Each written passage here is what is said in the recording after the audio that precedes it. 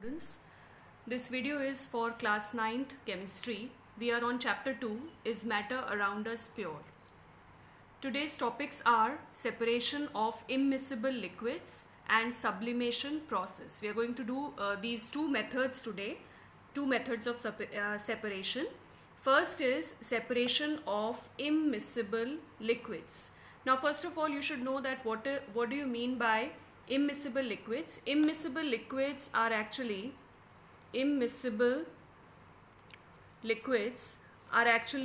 the one which do not mix with each other. For example, oil and water. Mixture of oil and water, they form different layers. They form separate layers when they are mixed together. Okay, they don't mix with each other. So they are known as immiscible liquids. Now, oil and water, they don't mix, and when these are placed together, they form separate layers. So such type of liquids are known as immiscible liquids, and those liquids which mix with each other, they are known as miscible liquids. Okay, miscible liquids are those which mix with each other, like water and alcohol is a very common example. Water and alcohol mix with each other, water and lemon juice, they are miscible liquids. Now, today we are going to study about how to separate these immiscible liquids. Like if we have a mixture of oil and water, now oil and water is oil plus water. This is a heterogeneous mixture. I hope you remember what are heterogeneous mixtures. So this is heterogeneous mixture. Oil and water are heterogeneous mixtures. Now, it is separated by using a separating funnel.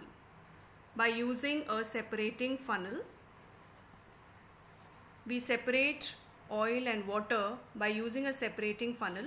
Let us understand what is a separating funnel and what is the process.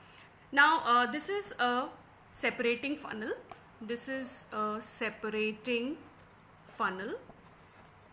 Okay. Now this has a stopcock. This is known as stopcock. So if you want to close or open the stopcock, we can do from here. This is a knob of the stopcock. Now what we do is, let us take the mixture of oil and water. Suppose we take a mixture of kerosene oil and water, and we want to separate kerosene from water. Now what we do is, we pour this mixture in the separating funnel and let it undisturbed for some time. Okay, keep the mixture undisturbed for some time, and after that what you do is, you open this stopcock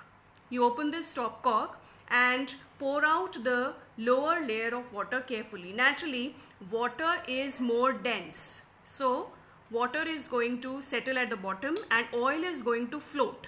Oil is less dense and water is more dense. So the one who is having high density naturally is going to settle down at the bottom, and oil is going to float here because of low density.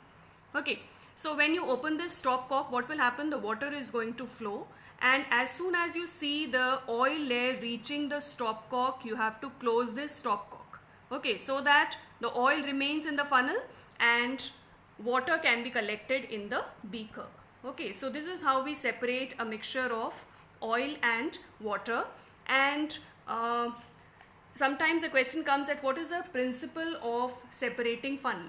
So if we have to write the principle, we will say immiscible liquids, they separate out in layers, okay, depending upon their densities. So here the principle is that naturally the two components of the mixture, they should have different densities. One should be of high density, okay, and another component of the mixture should be having low density. So naturally the one who is having high density is going to settle down at the bottom, and the low density one is going to float at the top. So you can separate such kind of mixtures, okay, which are having one component with high density and another component with low density, by using a separating funnel. Now applications. Sometimes the question comes at what are the applications of separating funnel, means where you can use this method. So we can use this method for separating any immiscible liquids, like if I say mustard oil and water, mixture of kerosene and water, okay, kerosene oil and water, So any oil plus water can be separated by this method. And one of the important application is extraction of, it is also used in extraction of iron. Fe is for iron.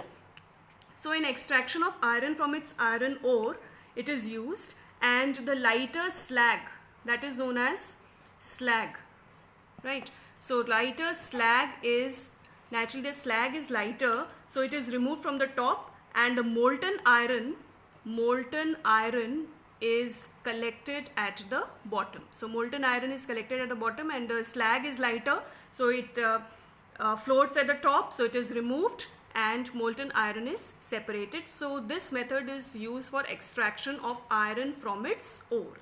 Okay, so this is a method of separating funnel. Now the second method is sublimation. Let us understand what is sublimation. Sublimation is actually a process in which a solid directly converts into gaseous state on heating. Like if I heat any solid, okay, if I heat any solid, it directly gets converted into gaseous state, okay, by heating, and there is no intermediate state. Naturally, what is the intermediate state is? State is liquid. So liquid state is not there. Directly the solid get converted into gas. So this process is known as sublimation, and vice versa is also there. That is, the gas, when it is cooled, it converts directly into the solid. So this is known as sublimation process, in which the solid on heating directly gets converted into gas, and gas on cooling directly gets converted into solid. Liquid state is not there. This intermediate state is not present. Okay, so this is known as sublimation. Now, how do we do sublimation? There are naturally, this sublimation process can be used. If I say that what is the principle of sublimation, if the question comes that what is the principle on which sublimation is based on, so sublimation naturally can be used where one of the component of the mixture is sublimeable. It is known as sublimeable. Sublimeable are those solids which directly get converted into gas on heating. So sublimable, and another component should be non-sublimable. So this sublimation process is used for those kind of mixtures in which one of the component is sublimable and another is non-sublimable. Okay, let us understand that how do we do this separation. For this is the experimental setup which we need to do. Like this is a china dish. Okay, made up of porcelain. This is a china dish. In this we keep the mixture which we want to separate. Suppose I want to separate a mixture of sodium chloride and ammonium chloride. NH4Cl is ammonium chloride and sodium chloride is your common salt, NaCl. Now I have a mixture of sodium chloride and NH4Cl, and I want to separate these two, separate this mixture. So what we have to do is we have to take a china dish, we have to put the mixture on this china dish, and then we have to keep an inverted funnel here. This is an inverted glass funnel. Okay, we have to keep the funnel inverted on this mixture, on this china dish, and we have to plug in cotton here. This is cotton. We have to plug in cotton here. Why we have to plug in cotton here? So that when we heat this mixture, the vapors don't escape from here. So that's why this cotton is here, to block the passage of the vapors. Now this is your funnel, and this is known as a stem of the funnel. Okay, so at the mouth of the stem of the funnel, you have to plug in cotton so that vapors don't escape from here. This is, now what we do is, here we have kept this china dish on a tripod stand. Earlier also I have told you that tripod stand is the one which is having 3 legs. So this is your stand, tripod stand, and on this there is a wire gauge. This is a wire gauge which is for constant heating, right? So on a tripod stand we keep a wire gauge. On wire gauge we keep the china dish. In the china dish we have NaCl plus NH4Cl mixture, and on that we keep a funnel inverted, and we plug in this cotton, okay, on the stem of the funnel. This is a complete setup. Now we start heating the mixture. Now when we start the burner, we start heating the mixture. out of this mixture, ammonium chloride is sublimable. Ammonium chloride is sublimable and NaCl is non-sublimable.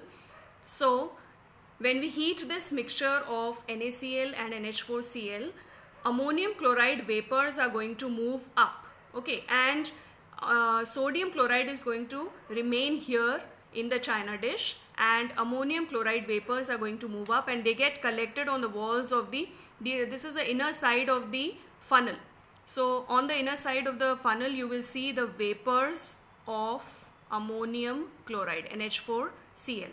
So vapors of ammonium chloride you will observe on the inner cold surface of the funnel, okay. So this is how we separate the mixture. And if you want the solid, means if you want NH4Cl, what you have to do is, after doing this, when you see the vapors collected on the inner side of the funnel, you remove this funnel and let it cool. So when you cool this, again this will be converted into solid NH4Cl. When you rotate your finger on this funnel,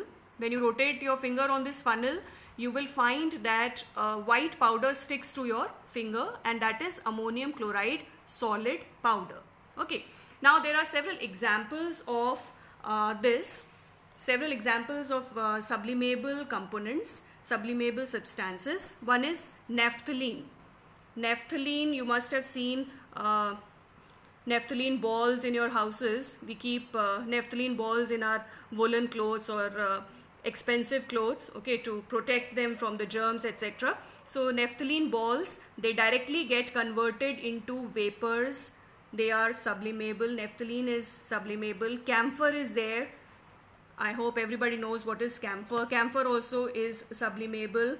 Ammonium chloride we have already studied. Anthracene is also an example of sublimable substance, and iodine is also the one, okay. Benzoic acid is also the one. So all these are sublimable substances. So if any one of them, means one of the component of the mixture is sublimable and another is non-sublimable, so we can use sublimation process for separating the mixture of these heterogeneous mixtures, okay.